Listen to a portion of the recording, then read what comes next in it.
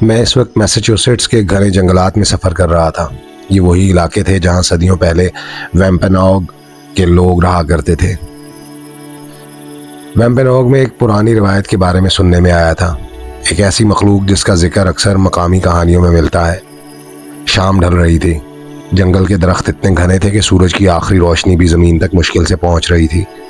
میں ایک تنگ سی پگڈنڈی پر چل رہا تھا جب مجھے پہلی بار وہ عجیب سا احساس ہوا۔ ایسا لگا جیسے کوئی مجھے دیکھ رہا ہو۔ میں رک گیا۔ جنگل خاموش تھا، صرف دور کہیں کسی پرندے کی آواز آ رہی تھی۔ میں نے ارد گرد نظر دوڑائی مگر مجھے کچھ نظر نہیں آیا۔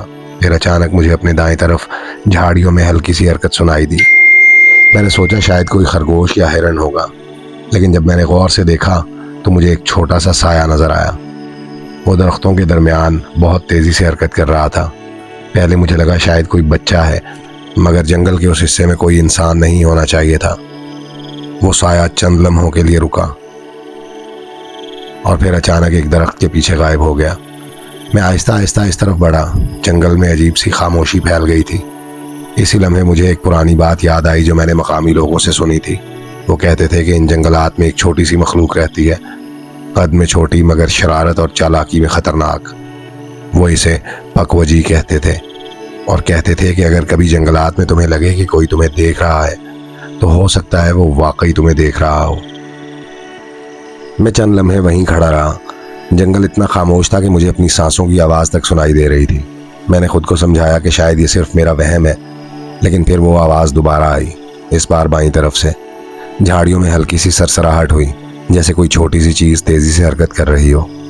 میں فوراً مڑا، مگر جب میں نے وہاں دیکھا تو کچھ بھی نظر نہیں آیا، صرف درخت اور اندھیرا۔ میں نے آہستہ آہستہ چلنا دوبارہ شروع کیا، مگر اب مجھے صاف محسوس ہو رہا تھا کہ میں اکیلا نہیں ہوں۔ کبھی دائیں طرف سے آواز آتی، کبھی بائیں طرف سے۔ ایسا لگ رہا تھا جیسے کوئی چھوٹی سی مخلوق میرے ارد گرد گھوم رہی ہو۔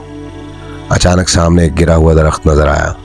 میں اس کے پاس پہنچا ہی تھا کہ مجھے اس کے اوپر ایک چھوٹا سا سایہ دکھائی دیا۔ وہ بہت چھوٹا تھا، شاید 2 یا 3 فٹ سے زیادہ نہیں۔ اس کا جسم انسان جیسا تھا مگر سر کچھ بڑا لگ رہا تھا۔ وہ چند لمحے تک مجھے دیکھتا رہا، پھر اچانک وہ درخت سے نیچے کودا اور اندھیرے میں غائب ہو گیا۔ میرا دل تیزی سے دھڑکنے لگا۔ مجھے اچانک وہ بات یاد آئی جو ایک مقامی شخص نے مجھے دن میں بتائی تھی۔ اس نے کہا تھا، پکوجی کبھی کبھی مسافروں کے ساتھ کھیل کھیلتے ہیں۔ میں نے اس سے پوچھا تھا، کھیل؟ وہ مسکرایا نہیں تھا، اس نے صرف اتنا کہا تھا، کبھی کبھی وہ تمہیں راستہ بھلا دیتے ہیں۔ میں نے ارد گرد دیکھا، جنگل ہر طرف ایک جیسا لگ رہا تھا، اور تب مجھے احساس ہوا، مجھے یاد نہیں تھا کہ میں کس سمت سے آیا تھا۔ اب جنگل واقعی عجیب لگنے لگا تھا۔ میں نے واپس جانے کی کوشش کی مگر ہر راستہ ایک جیسا دکھائی دے رہا تھا، درخت، جھاڑیاں اور اندھیرا۔ مجھے یقین تھا کہ میں اسی راستے سے آیا تھا، مگر میں جب چند قدم آگے بڑھا تو مجھے وہ پگڈنڈی نظر ہی نہیں آئی جس پر میں پہلے چل رہا تھا۔ اسی لمحے مجھے پھر وہ آواز سنائی دی، اس بار ہلکی سی ہنسی جیسی۔ میں فوراً مڑا۔ کچھ فاصلے پر درختوں کے درمیان وہی چھوٹا سا سایہ کھڑا تھا۔ اس کی شکل صاف نظر نہیں آ رہی تھی، مگر اس کا قد واقعی بہت چھوٹا تھا۔ وہ بالکل ساکت کھڑا مجھے دیکھ رہا تھا۔ پھر اس نے آہستہ سے سر جھکایا جیسے کسی کھیل میں دعوت دے رہا ہو۔ اگلے ہی لمحے وہ مڑا اور جنگل کے اندر دوڑ پڑا۔ میرے ذہن میں ایک عجیب سا خیال آیا، کیا وہ مجھے کہیں لے جانا چاہتا تھا؟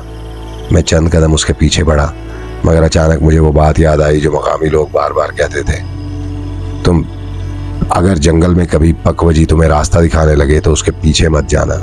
میں وہیں رک گیا۔ چند لمحوں بعد وہ سایہ درختوں کے درمیان غائب ہو گیا اور پھر جنگل دوبارہ بالکل خاموش ہو گیا۔ میں نے گہری سانس لی اور آہستہ آہستہ واپس چلنا شروع کیا۔ کچھ دیر بعد مجھے آخرکار وہی پگڈنڈی نظر آ گئی جس پر میں پہلے چل رہا تھا۔ میں جنگل سے باہر نکل گیا، مگر آج بھی جب میں میساچوسیٹس کے ان جنگلات کے بارے میں سوچتا ہوں تو مجھے وہ چھوٹا سا سایہ یاد آ جاتا ہے، کیونکہ ویمپینوگ کی پرانی کہانیاں ایک بات ضرور کہتی ہیں، اکثر انسانوں کو پکوجیز نقصان نہیں پہنچاتے، مگر وہ کھیل ضرور کھیلتے ہیں، اور کبھی کبھی وہ کھیل بہت خطرناک ہو سکتے ہیں۔